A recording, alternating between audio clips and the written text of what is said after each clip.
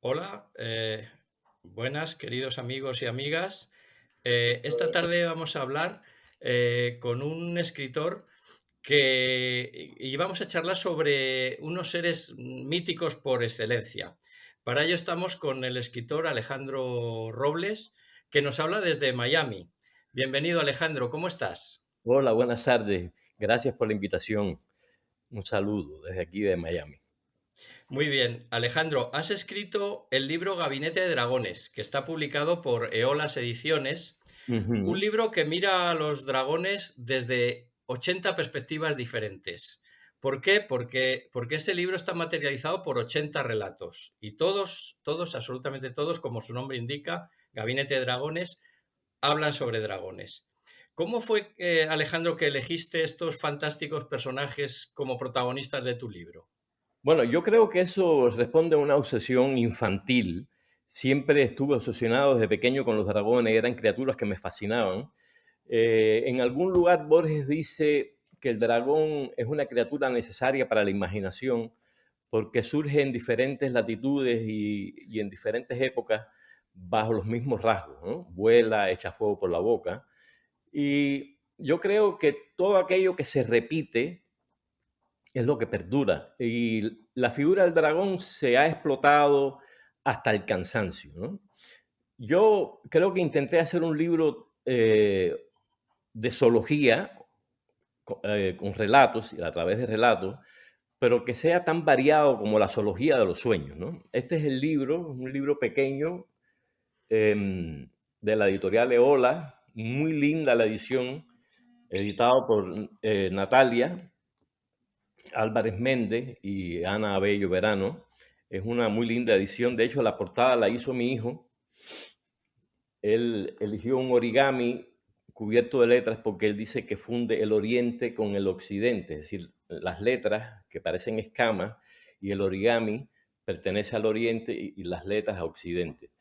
Eh, yo siempre he sentido fascinación por los dragones y creo que en este libro exploré todos los senderos y todos los caminos posibles con relación a los dragones. El libro se llama Gabinete, aludiendo a los famosos cuartos de maravilla, los gabinetes de maravillas de la antigüedad. Y este libro es una suerte de gabinete, pero de dragones en sí. Sí, así es. Bueno, como has dicho tú que decía Borges, el dragón está presente en muchas culturas, tanto orientales como occidentales. Sí. En muchos aspectos religiosos, culturales, artísticos. eh, ¿Cómo se explica que un ser tan irreal como complejo, porque es verdaderamente complejo, puede estar en el acervo cultural de tantos pueblos distintos? ¿A qué piensas que se debe? Bueno, es lo que decía Borges, que él cree que es un animal necesario para la imaginación de los hombres, porque es fabuloso, ¿no? Un ser que vuela, está cubierto de escamas, arroja fuego, y él considera que era un ser necesario para la imaginación. Y como te decía, aquello que se repite con mucha insistencia es lo que perdura, por eso perdura la imagen de la crucifixión, se ha repetido tanto que perdura, perduran los santos, las vírgenes, Marilyn Monroe, por ejemplo, que es una imagen que se ha repetido hasta la saciedad. Y con el dragón ocurre lo mismo, es una imagen que se ha repetido mucho dentro de la cultura y eso lo ha hecho perdurar. Es Eh, un animal para siempre, digamos, no es un animal efímero o una sí, criatura. y tanto que perdure. Nosotros en la tradición católica pues tenemos San Jorge y el dragón, San Jorge y el dragón. Yo le que son, dedico uno claro, de los pues, relatos a San Jorge y el dragón, pues que claro. no recuerdo cómo se llama. Y luego, yo en tu libro, los relatos los hay más grandes, hay microrelatos, todos son bellísimos, pero yo no me resisto a dejar de comentar uno que cuando lo leí pensé que era el reverso del microrrelato del dinosaurio de Monterroso, y es el Ah, relato de el dragón que sabe pasar de soy a era. ah, era. Sí, Sí, eso. sí. Sí, ahí hay un tono que alude indirectamente a Monterroso. En el libro hay de todo, hay ocurrencias, hay aforismos, hay microrelatos, como tú dices, hay muchas referencias literarias, ahí explora también mitos. Hay de hecho un cuento que se puede leer en dos sentidos, se lee de arriba hacia abajo y de abajo hacia arriba y lees dos cuentos diferentes. Es un libro lúdico, hay cuentos que se conectan entre sí. La verdad yo de pronto me sentí poseído por los dragones, veía dragones en todo y escribí sin cesar. Yo creo que escribí cerca de 200 relatos y elegí los que más me gustaban, ¿no? Y aunque no es un libro para niños, un libro para adultos, yo creo que esa obsesión infantil que yo siempre he tenido por los dragones, es decir, desde pequeño, está presente en el libro, yo creo. Sí, es verdad que haces un repaso, es un libro muy erudito, porque hablas del dragón, pero desde muchas perspectivas distintas.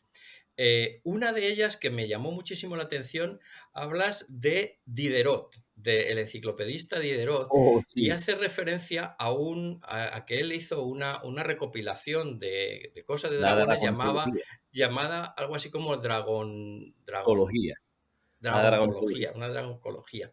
Que yo, sinceramente, Alejandro, no sé si es una cosa que tú te has inventado No, es o totalmente tiene, o tiene visos de realidad. es totalmente apócrifo. Lo que pasa es que Diderot era enciclopedista y entonces yo le atribuí esa antología a él, pero es falso. Y es un dragón que ha aprendido a escribir y cuando necesita estar muy lejos de sus pensamientos y de los pensamientos febriles, escribe con la punta de la cola, de manera que se aleja de la cabeza, ¿no? Y yo le Sí, atribuí esa historia a Diderot, pero es totalmente falsa, es sí, apócrifa. sí, Tiene muchas cosas apócrifas, como por ejemplo hay un texto que yo le atribuyo a Kafka, a los diarios de Kafka, y es falso. Tiene muchas cosas apócrifas el libro, ¿no? sí, pero también indica que tú eres una persona que es muy leída y seguramente que también mm, creo que escribes y por lo tanto le has dado vueltas a los dragones desde la perspectiva de la literatura, ¿no? Sí, yo siempre pienso que yo pertenezco, o nosotros pertenecemos a una generación donde todavía existía el aburrimiento. Y el aburrimiento se curaba con los libros, el aburrimiento y el malestar. Ahora en esta nueva generación no hay aburrimiento, la gente está pegada a la pantalla del celular las 24 horas, viendo videos de 30 segundos, de 15 segundos, y no existe el aburrimiento para ellos.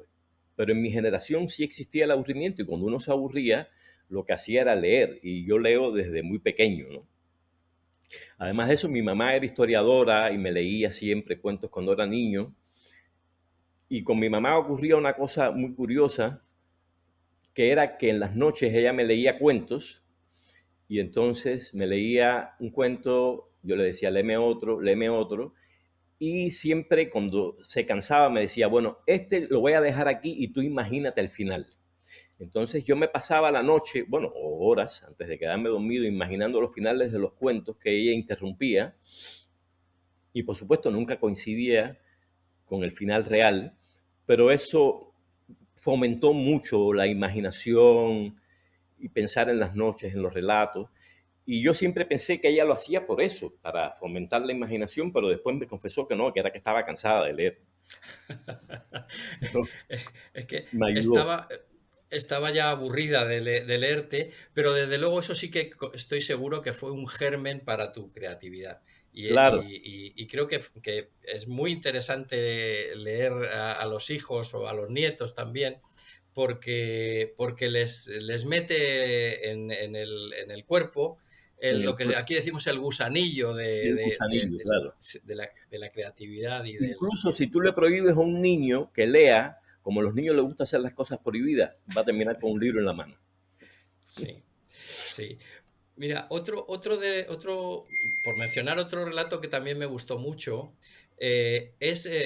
tú hablas en alguna ocasión, dices que el deseo, el deseo de una serpiente es convertirse en un dragón, porque un dragón es como una serpiente evolucionada, Claro, puesto que puede volar y además pues puede echar fuego por arrojar la fuego. boca.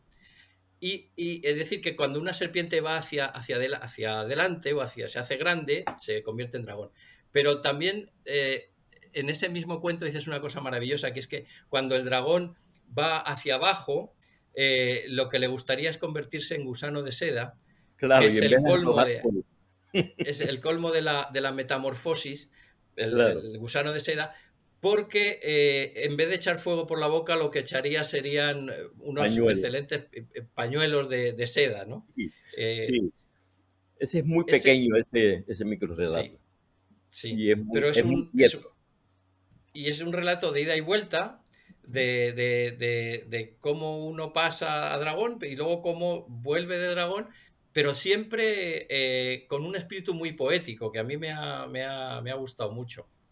Sí, sí, el libro tiene un hálito poético eh, que nace de la propia figura del dragón. El dragón es un ser, yo creo que es un ser para los sueños, es un recipiente que puede asumir cualquier forma, ¿no? En mi criterio. Sí, en tus relatos hay, claro, todo tipo de dragones. Hay dragones fieros, pero hay también dragones tiernos. Hay Sí, dragones enemigos y peligrosos. También hay dragones cómplices. ¿Cómo te has arreglado para hacer que todos ellos, en todas sus diferentes facetas, sean atractivos para el lector? la verdad no lo sé, es un misterio. Te digo, yo escribí cerca de 200 relatos y de hecho no le puse títulos a ninguno porque después de numerosos intentos, intenté digo, de darle títulos, hice numerosos intentos para darle título y terminé numerándolo. Pero no sé cómo logré que fueran atractivos. Creo que yo estaba poseído por los dragones, ¿eh? De una manera increíble y no podía desprenderme de esa imagen y de esa obsesión y estaba... Hay algo que hace la escritura que no hace el pensamiento. El pensamiento, cuando tú estás obsesionado con algo, las ideas giran sin salir, pero cuando escribes te vacías de esas obsesiones. Y yo estaba como obsesionado con el dragón y la escritura me ayudó a vaciarme de ello, ¿no? Y si tú crees que he logrado que cautiven a los lectores, la verdad es para mí un gran elogio, porque uno nunca sabe. Bueno, desde luego, sin duda. Yo pienso, bueno, ahora que lo dices, pienso que ha sido como una especie de exorcismo, ¿no? Claro, Porque de esas múltiples características que has dicho que tienen los dragones, que ya has comentado tú, tienen los dientes afilados, tienen garras cama, y una cola que son belicosas o que pueden ser peligrosas, echa fuego por la boca y a pesar de ser corpulento, más o menos corpulento, puede volar, que sí que tiene ujú. una cierta gracilidad.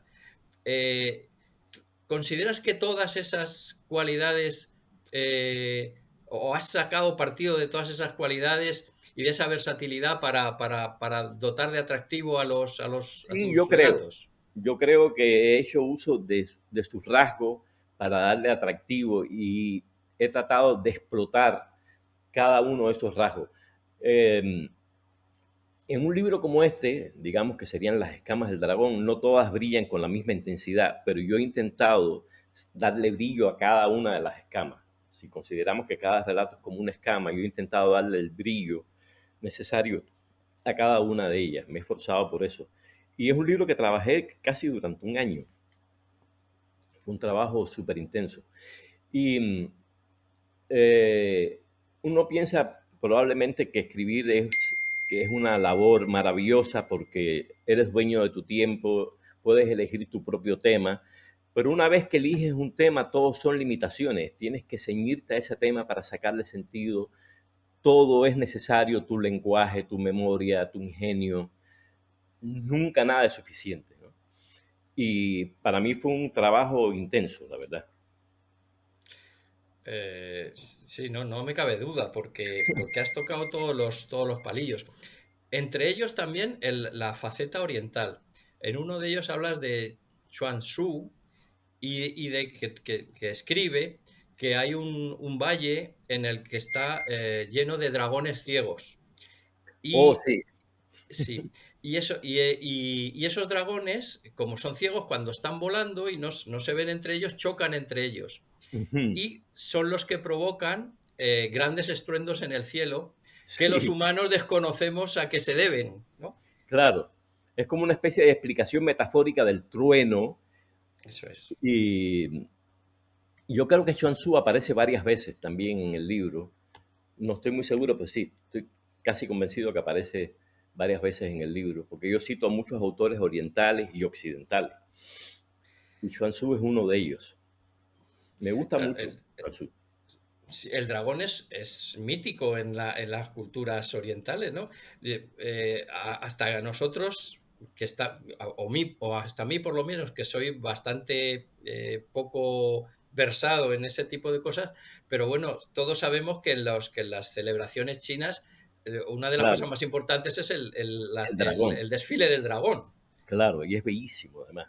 Yo he Sí, estado aquí, sí, he estado en celebraciones del año chino y es bellísimo, es un espectáculo hermoso, la verdad, con los dragones, el movimiento y la sensualidad del dragón, es una cosa maravillosa, maravillosa. sí. Eh, Tu último relato expresa cómo encajan los dragones en cada uno de los movimientos pictóricos de la historia. Y había sido Sí, un ejercicio también de encaje de bolillos por tu parte para meter a los dragones en cada uno de los movimientos, desde el arte egipcio hasta los movimientos al posmoderno, contemporáneos. claro. Sí. ¿Crees que el dragón pervivirá en el futuro, pues, a la inteligencia artificial y al Sí, pensamiento del futuro? sí, el dragón va a estar presente por siempre, yo creo que es una criatura hecha para perdurar. Y en la inteligencia artificial también va a estar, ahí va a estar presente, te lo garantizo. Sí, pues es un mito Que no bueno, que muere. lleva muchos siglos de existencia y ahí sigue, ¿no? Ahí sigue también en el Ahí está. imaginario de todas las culturas, ¿no? Sí, ahí está. Eh, mm, con este libro, con dragones en el centro, has dado una vuelta al panorama histórico, artístico y cultural de ese mito, ¿no? Ujú. Eh, ¿Se te han quedado más relatos sobre dragones en el tintero? Bueno, esa pregunta la tenía preparada a decirte, ya te has adelantado a decir que sí que tenías más relatos, ¿verdad? Tenía, sí, cerca de 200 que igual no están descartados del todo. Hay gente que me dice que debo hacer un segundo libro sobre dragones. Es probable. Yo acabo de publicar otro libro ahora que se llama, igual en Eolas, que se llama El cuchillo de Lichtenberg, que son relatos y microrelatos. Y en este libro de Lichtenberg hay un relato sobre dragones que debió estar en este libro, pero está en El cuchillo de Lichtenberg. Y El cuchillo de Lichtenberg también son relatos breves y viene de una frase de Lichtenberg que dice el cuchillo sin hoja al que le falta el mango, es decir, que no hay absolutamente nada. Y de hecho en ese libro hay un relato que está, las páginas están en blanco, que se llama El cuchillo de Lichtenberg, porque si no hay ni hoja ni mango, no hay nada. El cuchillo de Sí. Lichtenberg está totalmente en blanco. Y, y en este libro hay relatos también, es decir, hay un relato de dragones. Y se me han quedado muchos que probablemente los pueda trabajar en algún momento y hacer un segundo volumen sobre dragones. Mucha gente me dice, es tan lindo el libro que deberías hacer un segundo libro. Es probable que lo haga, porque sí me quedaron muchos que se pueden trabajar. Muchos, muchos. Sí, bueno, se me acaba de ocurrir que ese relato del cuchillo de Lichtenberg es como esa famosa, no recuerdo el título, pero una famosa obra musical que es Silencio. Y Es es, silencio, claro. no sé, una serie de minutos de absoluto silencio, ¿no? Pues Absoluto silencio. en el No, aspecto muy literario, es en el muy aspecto geniosa la literario frase has de, trabajado tú esa faceta, ¿no? claro, Del silencio. el silencio. Sí, es que la frase de Lichtenberg es muy ingeniosa. Le gustaba mucho a André Breton eso del el cuchillo sin hoja al que le falta el mango, porque absolutamente nada hay ahí. Entonces, a mí me pareció muy atractiva, muy magnética. Y el título es misterioso, El cuchillo de Lichtenberg. Tú dices, ¿qué cosa es eso? Entonces, y son relatos breves igual, ¿no? Sí. Eh, Me gustaría, casi fuera de programa, me gustaría preguntarte, tú eres cubano de Ujú. origen, vives en Miami y me gustaría saber qué piensas de lo que está ocurriendo en Estados Unidos con hacia la lengua española, el tratamiento que se le está dando a la lengua española y al lenguaje en español, ¿no? Parece ser que han retirado de la web de la web del gobierno americano partes de las que están hechas en el idioma español. No sé Bueno, si tú conoces. eh, hay creo que un presupuesto destinado al periodismo independiente que creo que ha sido retirado. Y gran parte de ese periodismo independiente es periodismo en español. Pero Miami es una ciudad muy cosmopolita y la verdad está llena de latinos y de hispanos. Y el idioma predominante de Miami es el español. Aquí casi Así todo el es. mundo habla español. Aquí donde quiera que miras hay alguien que habla español. Es la lengua primordial y sí sientes mucho afecto hacia las personas que hablan español. No hay ninguna discriminación al respecto. Y me he enterado de este asunto de que han retirado fondos para el periodismo independiente en español, que me parece lamentable porque ese periodismo, ¿verdad? La verdad tiene funciones muy importantes, ¿no? De denuncia, de promoción cultural, pero yo espero que eso se reevalúe y ese presupuesto a las publicaciones independientes en español se reconsidere y se vuelva a establecer. Eso Bueno, espero. eso también deseamos nosotros. Eh, Quería darte, Alejandro, las gracias por esta charla tan amena y tan entretenida que hemos tenido y despedir ya la entrevista. Ok, Eh, no, gracias a ti, la verdad. Has sido muy amable y muy generoso en tomarte el tiempo para esta bueno, pues entrevista. muchas gracias, Alejandro, de nuevo y gracias también a vosotros, queridos oyentes, por habernos acompañado. Hasta la próxima ocasión. Hasta la próxima. Gracias a ti, ¿eh? Muchas gracias a todos.